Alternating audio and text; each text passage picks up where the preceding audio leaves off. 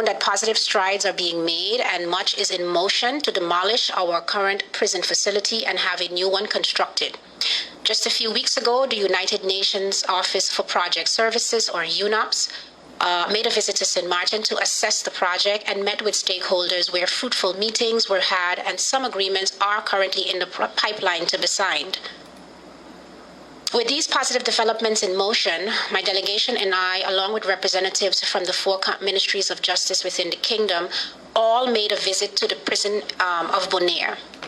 The construction of this prison was finalized in August 2018. With the construction of our new prison ahead of us, it was determined or seen as a very valuable experience to visit the prison. Much insight was given as to what is possible in this region.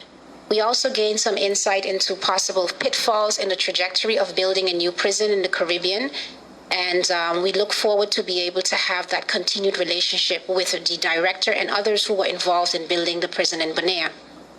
Another interesting aspect of minds for the Ministry of Justice is to have a halfway house and supportive programs established on Sint Maarten.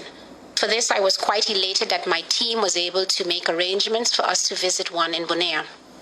On Thursday, June 30th, I started off the day having a very fruitful visit to Fundashon Krusada, or Fundashon Krusada, where guidance is provided and work projects for inmates, former inmates, and former substance abusers.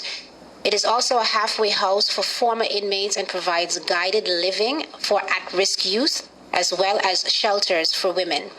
Overall, the foundation of Krusada can be considered as a great example of what re-socialization and guidance opportunities are possible on small islands.